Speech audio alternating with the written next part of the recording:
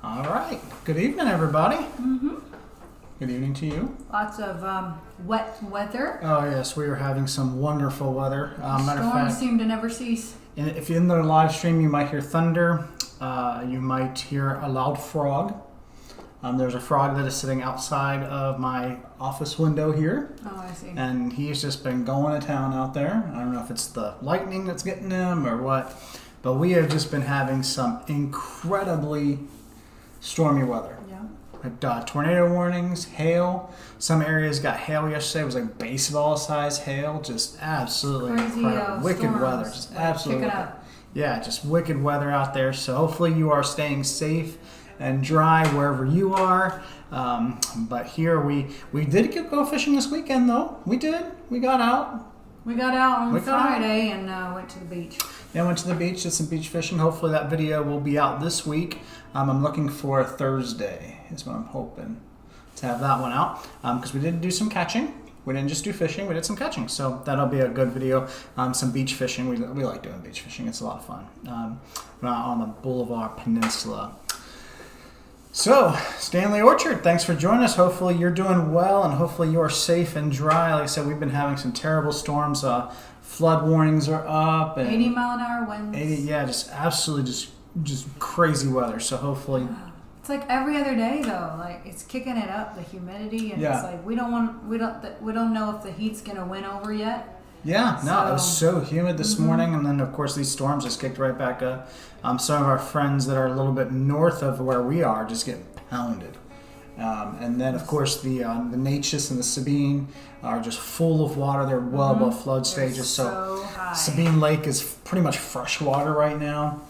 So just crazy weather conditions. And of course we've only lived here for about a year and a half. So I don't know if this is normal or not. Yeah, right. Yeah, we're freaking out. We're from Laredo. What is this? This is not supposed to be. But Senior Mysterioso, hopefully you're doing well as well. Hopefully you're doing well and staying safe and that all's good with you. Stanley says, having a good one. Gentle drizzle here. All right, well, we are having a little bit more gentle drizzle here.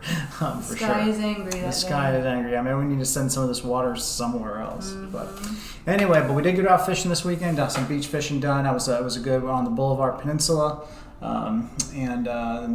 It was rough. The conditions were rough. I mean, the surf was kicked up pretty good, the kids and the like wind was pretty good. But yeah, it was still good, and we had some fun with that. So hopefully we'll get that video out on Thursday. But tonight we have a different topic to talk about.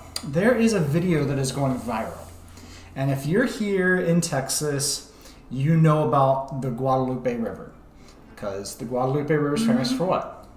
Well, usually tubing. Tubing. Yeah. Yes. People love to go tubing down the Guadalupe River. They like to stick their butt in the water and float and just down. float and grab a nice cold beverage and go.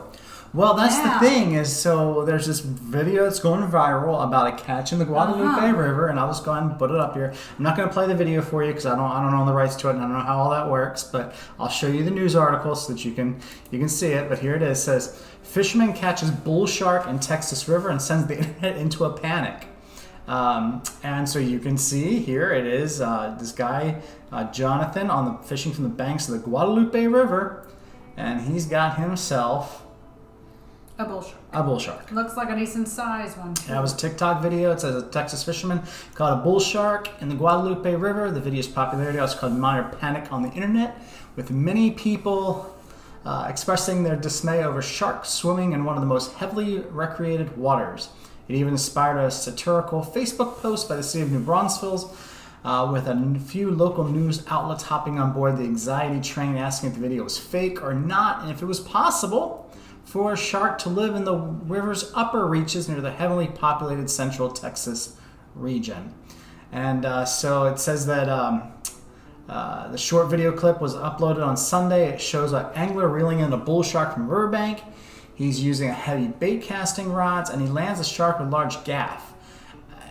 He says he was releasing it, but when you're gaffing a fish, generally, you know, so it's a little that's an interesting part there. of the story. Most people don't bring a gaff when they fish. Yeah. Unless they know they're going to get a shark. That is kind of strange. You must have known already. Right. I know a lot of guys that go alligator gar fishing and they go gar fishing. They can even go for big catfish. None of them carry gaffs with them. No. I've never heard of that. I've only gaffed a big red snapper. Yeah, the offshore red snapper. If I'm keeping it. Yeah, and you're only going to gaff a fish that you're going to keep. Yeah. Generally speaking. But the fact that he had it with him makes me think that the bait he was using was meant for the shark. Yeah, and that's meant what to attract that's what Stanley here said. Tubing equals shark boppers. Yeah, the top. I was thinking of that old commercial, Hostess. People's butts. Do you remember the old Hostess commercial? Did I ever show you that? It was an old Hostess commercial. The cupcakes. Yeah, and the shark comes up, and there's this woman. She's floating on the tube, and she's a bigger person. Yeah. And the shark comes up and bites the tube and says, "Hey, where's the cream filling?" Oh, yes, it's kind of a sick... commercials back then were just sick, but, whatever. And, yeah, my question is the same as yours, Stanley. What the heck is this dude fishing for sharks in the Guadalupe for? Because he must have known they were there. Yeah, because this is what it says. It says the short video clip was uploaded by Jonathan, and he's using a heavy... aguayo. Aguayo, there you go. On Sunday, shows an angler reeling in a bull shark from Riverbank. He uses a heavy bait casting rod and lands the shark with a large gaff. Mm-hmm. He explains in the comment section he brought the gaff in hopes of catching an alligator gar. I've just never seen that. Most of the time, those guys use ropes. So he basically was fishing lassos with lots of dead bait. Yucky smelling dead bait, which gar would smell. They don't like anything alive. So. So it wasn't necessarily super bloody, but it was smelly. Yeah. So he says he also claims he released the shark who was under the legal harvest limit of 64 inches. Now, again, I think this guy had to know what he was fishing for because he knew the shark regulations too. So, there's some things like this. It's unclear from the video if the shark actually survived. Bull sharks are tough. We recommend carefully handling any fish you plan on releasing, which means avoid gaffing them. Yeah, generally, you don't gaff a fish you're going to release. At the same time, do the officials want this shark in the Guad? Well, it's still there now. Do they want it? If he survived, do they want bull sharks in the Guadalupe? Is this a natural predator there? So do we want to remove them? That's where my mind went. So my mind naturally says, okay, new fear unlocked. Yeah. Because normally when I'm fishing, when I'm swimming or when I'm enjoying fresh water, sharks are the last thing that are on my mind. I understand. I have a joke that I tell people when we go fishing. Matter of fact, we caught a shark this weekend, and people always ask, how do you know if there are sharks in the water? And we tell them, taste it. If it's salty, there's sharks in it. Exactly. So stick your finger in it and taste it. And Is it salty? There's sharks. There's sharks, right. And now you're telling me that taste if it's fresh?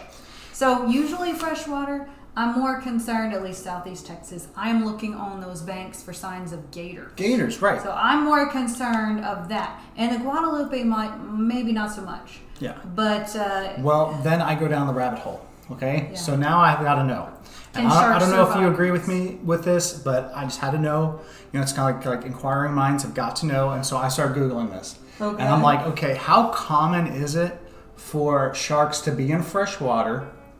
And if they're there, how long are they there typically in a, because it's one thing if they're following bait and then they go back out, or if they, it's in the I'm figuring even here with this guy, I'm figuring that it's probably in the lower parts of the Guadalupe River near the Gulf because it does go down that way. So I'm thinking maybe he's fishing down. I don't know, but I started Googling this thing. All right. Okay. Here's what I found. I don't know if you want to know this. Like I said, new fear unlocked. But sharks, freshwater, here we go. So here's just a quick Google. Here you go. Of course, I just said sharks in freshwater. Okay. That's what is it? Bull sharks. Well, we know that bull sharks are there. He survived. Requiem sharks. Now these sharks apparently they're a species of bull shark, and they also are considered freshwater sharks.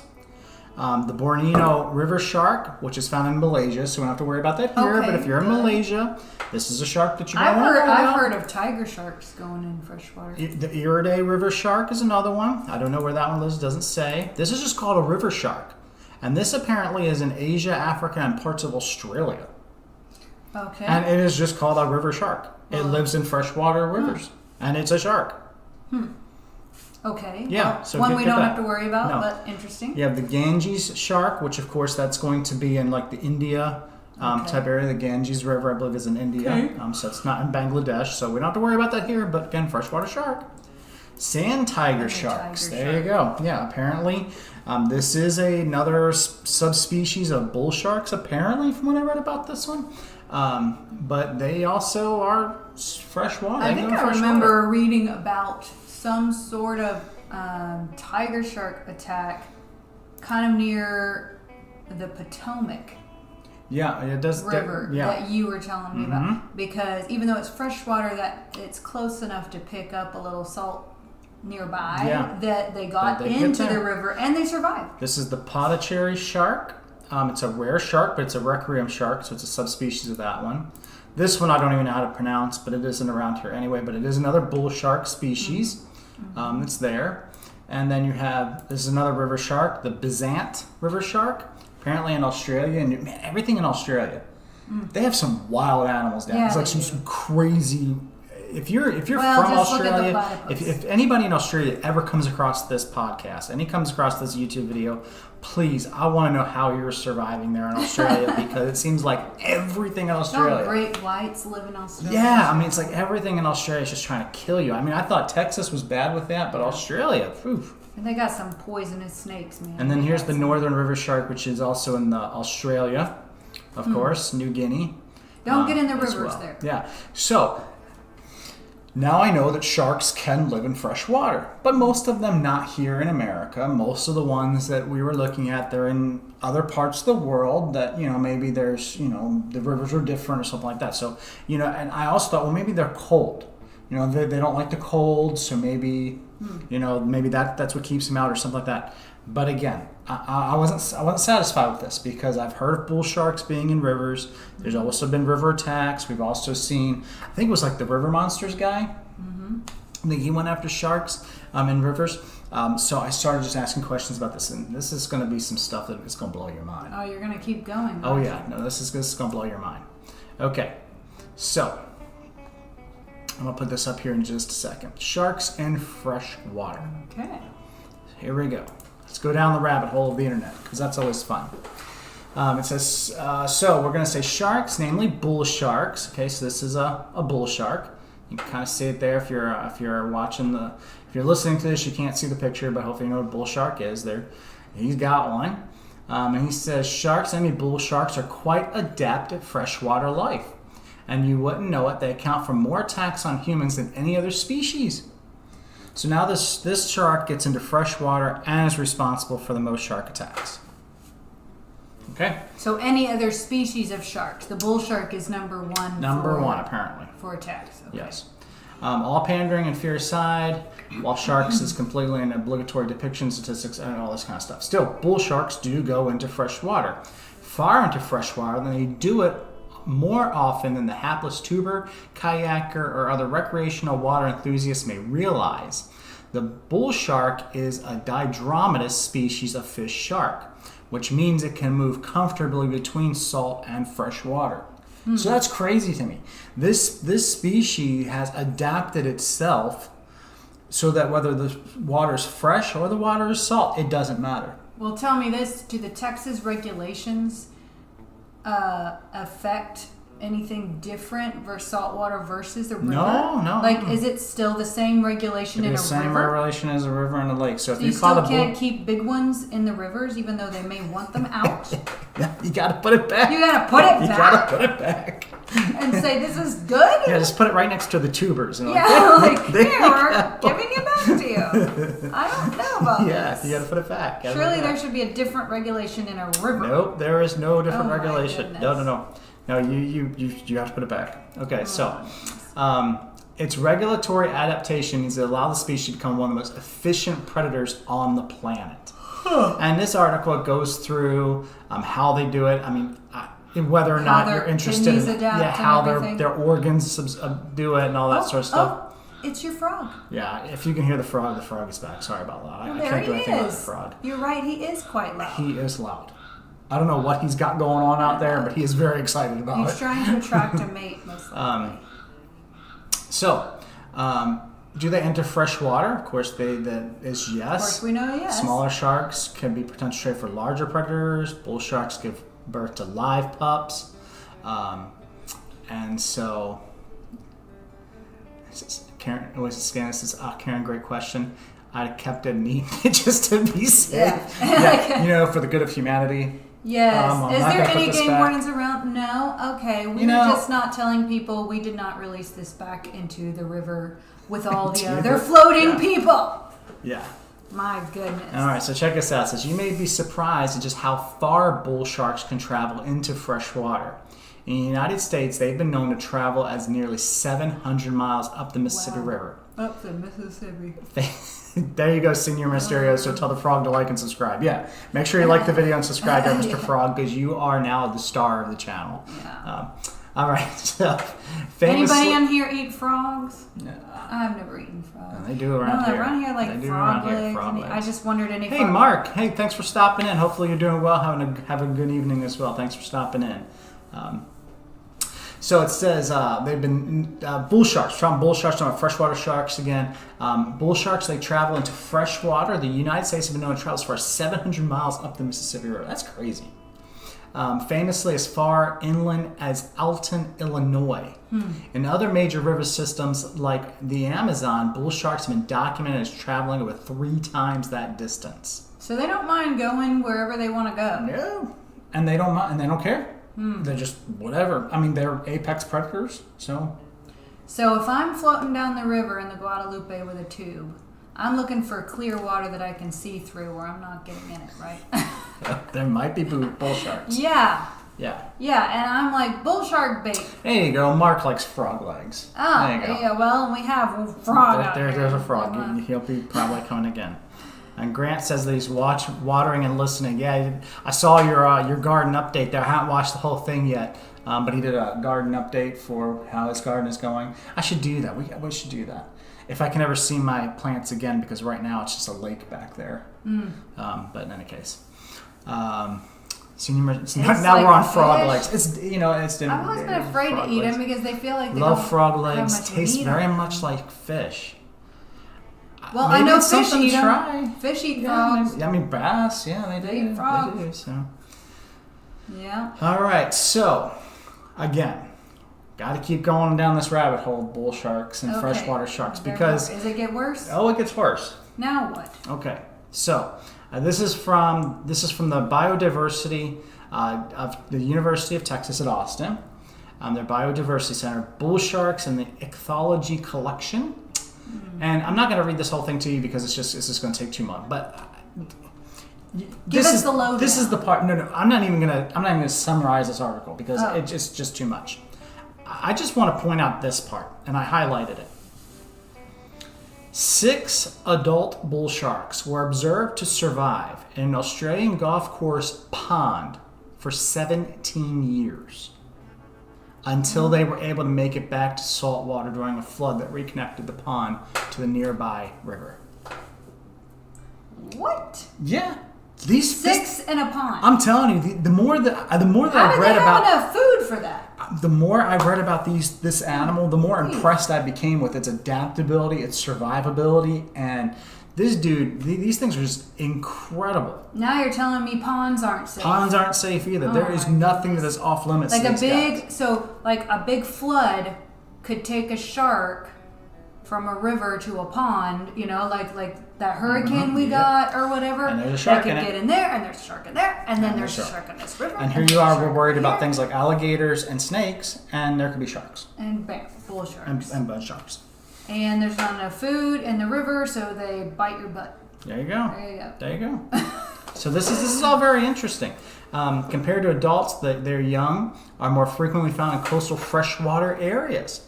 In lower salinities than larger predator sharks do not tolerate. So this shark is smart. It gives birth where there's a lower salt rate so that its young have a higher chance of survivability than other sharks that can't do what it can do. So this is quite incredible. This animal is just absolutely incredible. I was very impressed by bull sharks after this. I mean, they're still dangerous. They still will bite you, but they are very impressive. Traveling Fools, thanks for stopping by. Hopefully you're having a great evening and doing well as well. Mark, I thought that too until you said you're not really worried up there in Illinois, but apparently when I went back to this other let me see if I went back to the other one. It said it went as far as they went all the way up to Alton, Illinois, didn't it? It's where it said it's traveled 700 miles. Yeah, it traveled 700 miles and Alton, Illinois. So yeah, you think, Mark, that they're not there, but they've been documented or found as far inland as Alton, Illinois. So I don't know where that is in proximity to you. But it's not just Texas, No. So yeah, I mean, these sharks, they can get everywhere. Saying they're everywhere. And the fishing occurrences in the lower Colorado River, all the way back to 1951, before the construction of the Longhorn Dam. They says that they may have come up rivers as far or further than Austin because they found remains of sharks. And then they get big, They're adult males. 11 feet long. Yeah, huge things. So, and matter of fact, they say that the bull shark was the reason for Jaws. It was not a great white. Most likely it was a bull shark. Just a very big one. But no way, says lake sharks would be awesome. Okay, that is the comment that I'm going to transition to the next part of this on. You ready? What? Lake sharks? No. This comes from Drizz.com. I can't verify anything on this website. But again, the internet is a beautiful thing because once you start going down a rabbit hole, Mark says he's 6 hours north of Alton. Okay, you might be safe there. If you're 6 hours north of Alton, then you might be safe there. Okay. Well, maybe because it's cold. They don't like that. Well, I thought so. Oh? And then I found this. They can survive in the cold? It says, freshwater sharks rarely achieve lengths greater than 8 feet. This could be due to the fact that they are dormant in colder weather and do not feed year-round. It could also be an adaptation needed to survive in a limited body of water with limited food supply. The longest freshwater shark on record was found in Deep Creek Lake. Deep Creek? You go there. I know. Now, that's why I had to... When I found that, I was going... My jaw just about dropped. Okay, Deep Creek Lake is in western Maryland. Yeah. Near West Virginia. Okay. It's cold. It's cold. It snows. Lake effect snow. Frozen over. The lake actually freezes over. It's a very deep lake. That's true. But apparently in 1983, so not that long ago, and I also want to tell you, I don't believe that there's any way that Deep Creek Lake connects to any salt body of water. Like that had been there for a long time. So it says... The longest freshwater shark on record was found in Deep Creek Lake in the western panhandle of Maryland in 1983. It was 9 feet 4 inches in length and weighed 512 pounds. The only other freshwater shark over 8 feet in length was found in Lake Cumberland, Kentucky in 2001. The biggest ones aren't even in Texas. It was 8 feet 7 inches long and weighed 428 pounds and was thought to be responsible for 3 shark attacks in the lake that summer. Oh my. That's incredible. So you think you're safe from shark attacks in the lake. I know. That's why I said this is like a new fear unlocked. Yeah. I was like, I can't believe it. Well, and it almost sounds like, more per capita in lakes because they are low on food supply. So with the ocean, it's probably they have a lot of food supply. If they bite a person, it's by mistake. Yeah, but it's like, how did they even, like, in my mind, I'm trying to think, okay, Deep Creek Lake, Western Maryland. This Lake Cumberland in Kentucky, not close to the coast. How did the shark get there? Like, that's the part that just blows my mind. Well, it could have been a catch and release from somebody. Who knows? You're going to catch the shark in, like, the ocean and then transport it all the way to Western Maryland, throw it in the lake just to mess with people?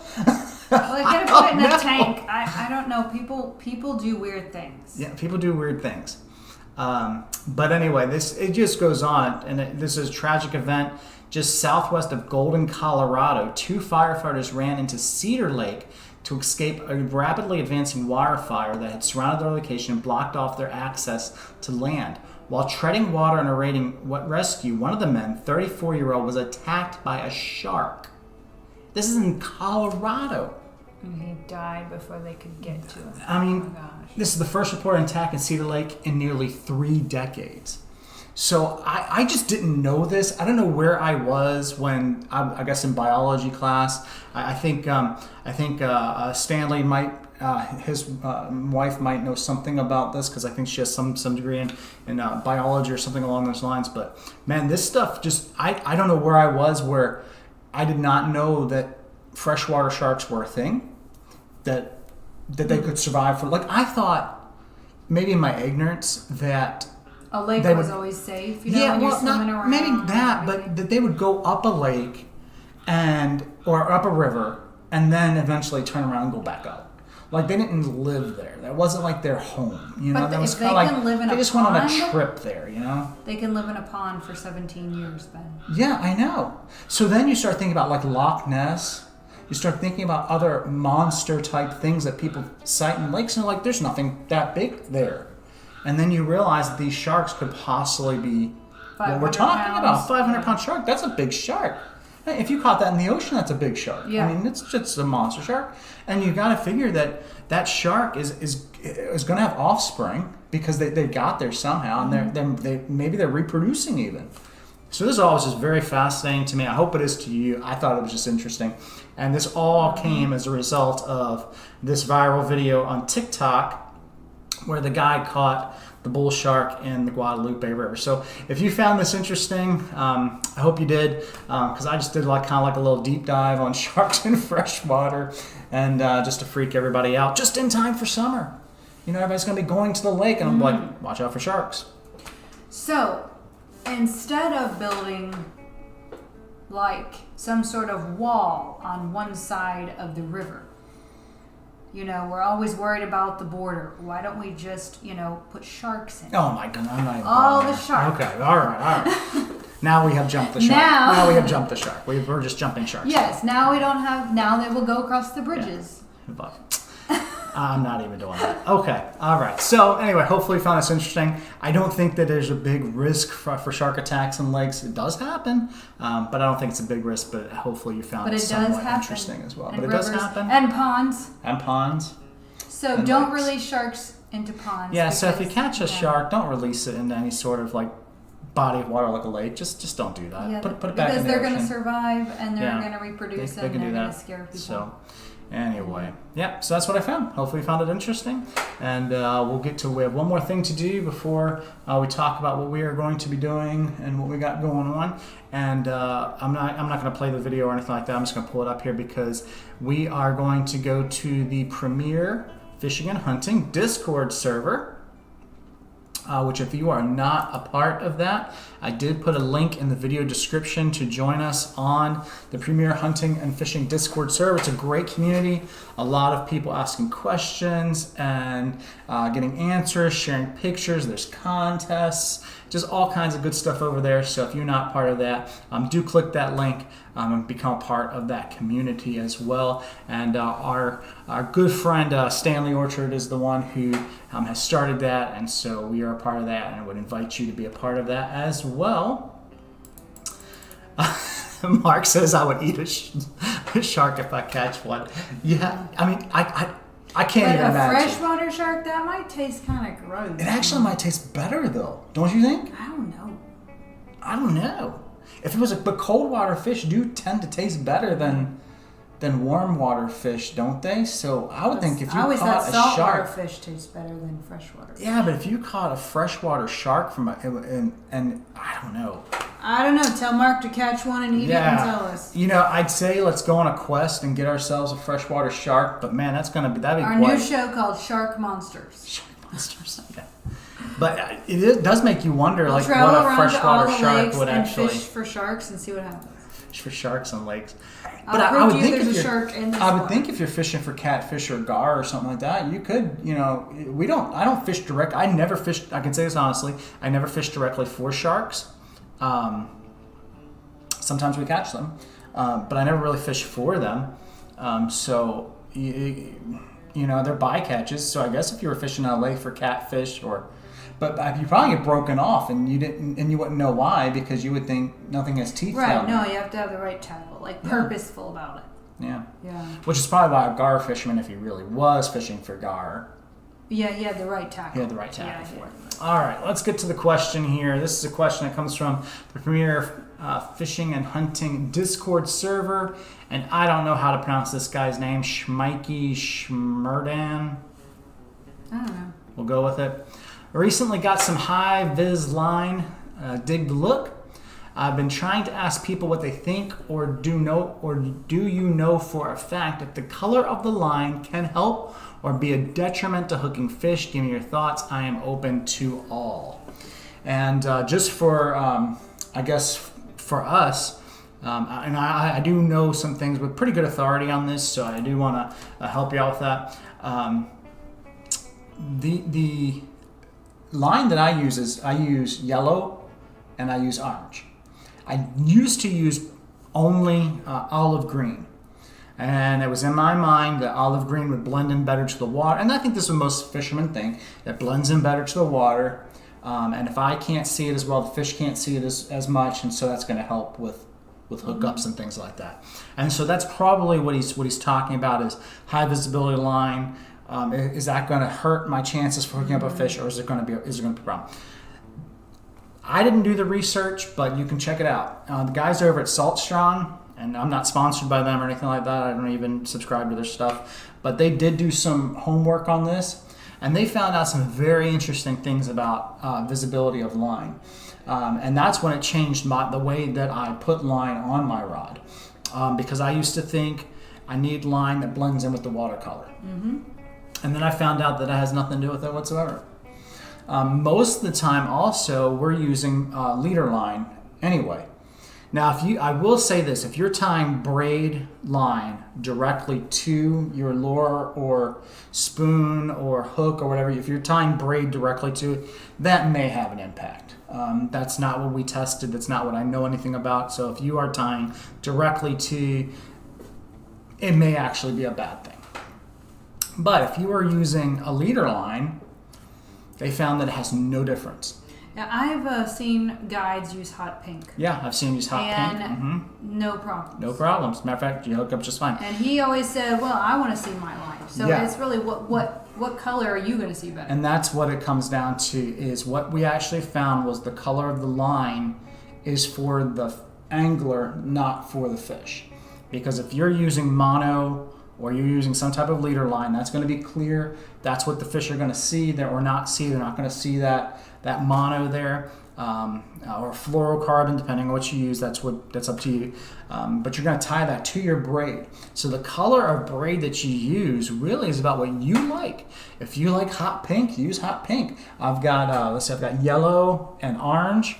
And I've also got some green that's still on there from years gone by. But I really like yellow. Buy what's on sale. Yeah, you can buy those on sale. I know some people that do like 100 yards of one color and then 100 yards of another color and 100 yards of another color, so that they know how far out their lines are. Oh. And guys that do like deep drops, for like marlin, big saltwater fishermen and stuff like that, they do different colors of braid so that they know what it is. But apparently it has no bearing.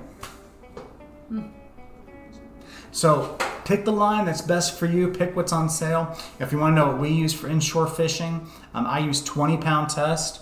And the reason why I use 20-pound test is because if I'm fishing on structure, that helps us get them out pretty quick. But 20-pound, and I use a 20-pound mono leader is what I use on that. Now you've seen our pictures. You see what we catch.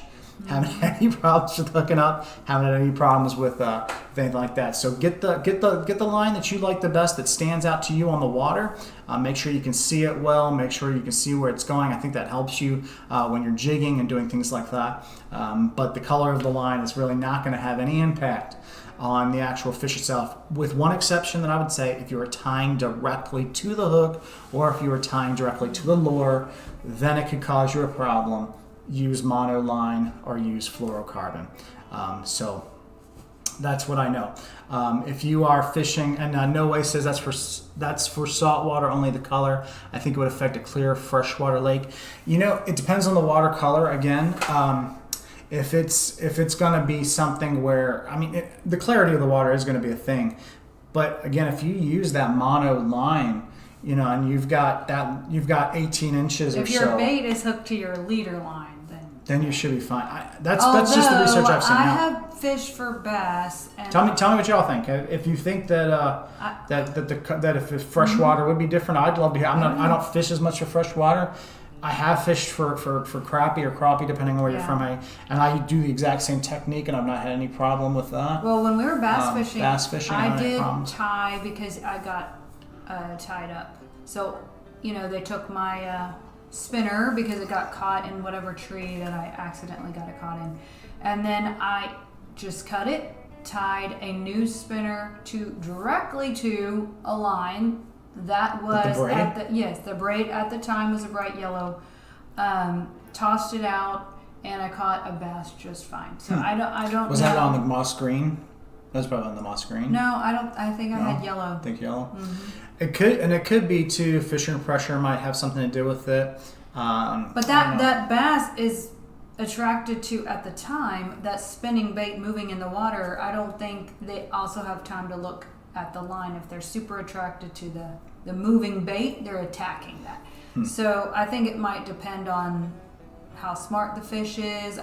I'm thinking that if you are fishing for trout, for instance, you have to be much more careful. No, that is true. But I do know that people who fly fish, I've seen them use yellow line just fine. Yeah, trout, I will say. But I know trout are so finicky. Everything has to be perfect. When I went trout fishing for those rainbow, and I know there were stock trout because that's all we can get here. Yeah. But I used 4-pound mono. It was very thin, because people do tell me that trout are hook shy and things like that. And that's the other thing I did, is I made sure that the hook was completely covered with the bait, so that you could not see the hook. In Colorado, rivers are really, really clear. So no way, you might have a point there when it comes to if it's a clear freshwater situation and you're going for trout or something like that, then that line very well may matter. But I think fly fishermen also fish. Now, and correct me if I'm wrong, I don't fly fish, but I think I have seen fly fishermen. They also use leader as well. They do. And they use braid with leader. I'm pretty sure. But I know that they have to make everything look supernatural. So yeah, that may matter there with those waters like in Colorado where they're crystal clear. And that fish is looking for something perfect. We're here in Texas, so... Well, even our lakes are dirty from the Mississippi. Yeah, probably the clearest lake that Man, we don't get clear water very often, even down at the coast.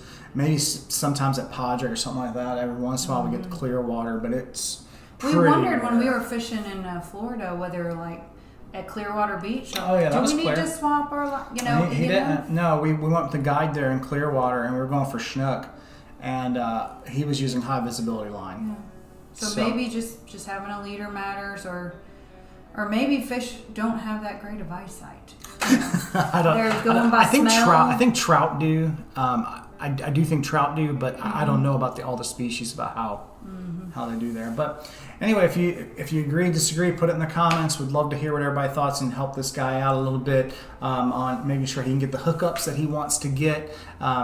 Like I said, for inshore fishing, that's what we do, and it works pretty well. And the lakes around here, we used about the same thing, and then we get hookups just fine, so no issues there. But where you are, you might have a different experience, so put it in the comments there. We would love to hear from you. And it is just about that time for us to wrap up this podcast, this live show. And this weekend, what we got going on? What? My daughter's graduation. Oh, you're asking me. Okay, yeah. This weekend? Yes, I'm asking. I don't know if you were like, kind of like in general asking them to yes, comment. What do we have believe it going or on? not, our daughter is graduating from high school. She's going to be going to college here. And that is a big life step and change for us that our baby girl is going to be going off to college. So we get to celebrate her graduation this weekend. So we've got family coming in. So there won't be any fishing this weekend. We do look for 2 videos coming out from us. One will be a review for sunglasses. And I'll go ahead and show you. We haven't even opened them yet because it's supposed to be an unboxing. But sunglasses. So we'll be showing you there. And then also we'll have the beach trip video coming out hopefully this week as well. And that'll pretty much be our weekend. So hopefully you've got awesome weekend plans, that you're making awesome plans as well. Because I know we just came off the weekend, but we're always looking forward to the weekend. So hopefully you've got some great plans coming up. Thank you for stopping in and sharing some time with us. We really do appreciate your time. We know you've got a lot of things that you can be doing, and so thank you for spending a little bit of time with us. If you haven't done so, like this video. That does help us out. That tells YouTube that we're doing a good thing. So like the video, and if for some reason you haven't subscribed yet, we would love to have your subscription as well. It doesn't cost you anything, but again, it's a way for us to get content to you, because one of the things that we try to do in every one of our videos is not just show you the fish we're catching, but also show you some techniques, show you some tips, show you some things that we're doing to help you learn how to do the different things as well. So that's really something that I part of the reason why I'm doing this is maybe one day my own kids will watch these videos and say, oh, I remember Daddy said do this, and this is how we do it. So that's part of even why this channel exists. So that's something that hopefully we are building a lot of value and content to that. So subscribe, we would appreciate that. Anything I'm missing? No. All right, well, until next time. May the fish be with you. Have a great night.